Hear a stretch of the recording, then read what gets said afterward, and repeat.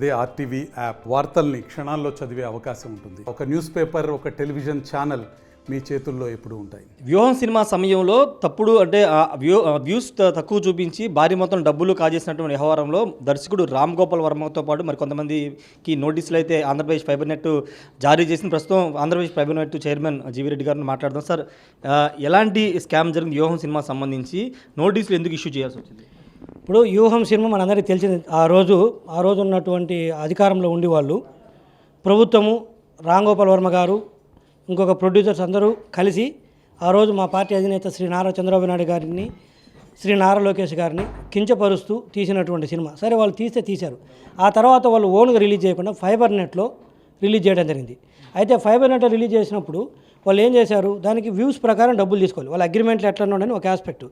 ఏం చేశారు, వాళ్ళు 1863 వ్యూస్ వస్తే 2,15,00,000కి అగ్రిమెంట్ చేసుకుని 1,15,00,000 రూపాయలు డబ్బులు తీసుకోవడం జరిగింది. ఎలా తీసుకుంటారు? ఒకటి. రెండోది వచ్చేసరికి ఆ అగ్రిమెంట్కి అసలు అప్రూవల్ లేదు. అసలు కనీసం ఆ అగ్రిమెంట్లోకి ఎంటర్ అయితే దాంట్లో ఎవరు ఎంటర్ అవుతుందో వాళ్ళ పేరు లేదు, ఊరికి సంతకాలు పెట్టేశారు. ఎవరు ఇప్పుడు మనం అగ్రిమెంట్లు చూస్తే పలానా సంస్థ represented by so and so person, age, తన phone number, address, son of, ఇవన్నీ రాస్తారు కదా. మీకు నేను మీడియాకి ఇస్తాను ఆ అగ్రిమెంట్ కాపీ, ఓపెన్గా ఇస్తాను. దాంట్లో మీరు ఎతికి చెప్పండి, అగ్రిమెంట్ సైన్ చేసిన వ్యక్తి పేరేంటి, వాళ్ళ తండ్రి పేరేంటి, తన వయసు ఎంత, తన అడ్రస్ ఏంది, ఏ అగ్రిమెంట్ రాసుకుని ఉంటుంది కదా. ఇది మా సంస్థ నుంచి చేసిన వాళ్ళ ఉద్యోగస్తులు. అదేవిధంగా అవతల వైపు సినిమా అమ్మే వ్యక్తి వాళ్ళ పేర్లు కూడా రావాలి కదా. దాంట్లో ఎవరు, తన సన్ ఆఫ్ ఏంటి, అడ్రస్ ఏంటి, ఫోన్ నెంబర్ ఏంటి రాయాలి కదా. అగ్రిమెంట్ అంటే బేసిక్ కదా. ఏమి రాయకుండా ఒక 2 పేర్లు రాసేసి నేను అమ్ముతున్నాను కొను, సంబంధం లేకుండా ఎంతన్నా కానీ 2 కోట్లు అప్ టు 2 lakhs వ్యూస్ అంటే అంటే ఒక వ్యూ వచ్చినా కూడా నాకు 2 కోట్లు పే చేసేసాయి. అందులో భాగంగా 1,10,00,000 నేను తీసుకెళ్ళిపోతే నువ్వు ఇచ్చేశారు. ఈరోజు వాళ్ళు మేము నోటీసులు ఇస్తే మాకు అవమానకరంగా ఉంది. మీరు చేసిన అవమానాలు ఏంటి? మీరు తీసుకున్న డబ్బులకు మాకు ఇమ్మని చెప్తే నేను వడ్డీ పెనాల్టీతో కట్టమంటే అందులో అవమానం ఏముంది? అది రోడ్డుకి ఇచ్చినట్ట? కట్టండి డబ్బులు. అది 15 రోజుల్లోపు వివరణ ఇవ్వాలి నోటీసులు ఇచ్చారు కదా. ఒకవేళ వివరణ కాదు, 15 రోజుల్లోపు డబ్బులు ఇమ్మని ఇచ్చాం. వివరణలు ఏమి అవకాశం లేదు. వివరణ ఎవరికంటే తప్పు చేసినందుకు. వాళ్ళు తప్పు చేశారు, డబ్బులు తీసుకెళ్ళిపోయారు. మీరు తప్పు చేశారా లేదా నాకు అనవసరంపా. మేము డబ్బులు ఇచ్చినాం, నువ్వు అది illegal gratification. Okay, proper agreement లేకుండా తీసుకెళ్ళిపోయాను. ప్రాపర్ రెవెన్యూ కూడా సంస్థకు రాలేదు. ఇప్పుడు నీకు 2 కోట్లు ఇవ్వాలంటే మాకు 2 కోట్లు రావాలి సంస్థకి. మొత్తం 4 కోట్లు వస్తే నీకు 2 కోట్లు ఇస్తా. నాకేం రాకుండా నీకు డబ్బులు ఎట్లా ఇస్తాను? సో అందుకని చెప్పి వివరణ ఏం లేదు, నువ్వు ఇవ్వాల్సిందే 15 రోజుల్లోపు. అదే చెప్పినాం, 15 రోజుల్లోపు ఇచ్చిన డబ్బులు మొత్తము, దానికి ఒక 12% వడ్డీ, 18% పెనాల్టీ మొత్తం కలిపి కట్టాలి. కట్టకపోతే డెఫినెట్గా క్రిమినల్ అండ్ సివిల్ యాక్షన్స్ ఉంటాయి. అందులో డౌట్ ఏం లేదు.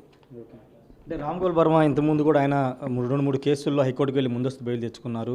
ఆంధ్రప్రదేశ్ ప్రభుత్వం తను ఏమీ చేయలేదు అనే విధంగా ఆయన మీడియా ముందుకు వచ్చి మాట్లాడుతున్న పరిస్థితి. ఈసారి ట్రై చేసుకోమను, చూద్దాం. నేను ముందు 15 days టైం ఇచ్చాము, డబ్బులు ఇస్తారో ఎవరో చూద్దాము. ఇవ్వకపోతే క్రిమినల్ కేసుని పెడతా. ఈసారి ట్రై చేసుకోమని చూద్దాము. ఆయనకున్న హక్కు అది కదా, బెయిలు యాంటిసిపేటరీ బెయిల్ ఆయనకున్న హక్కు అది.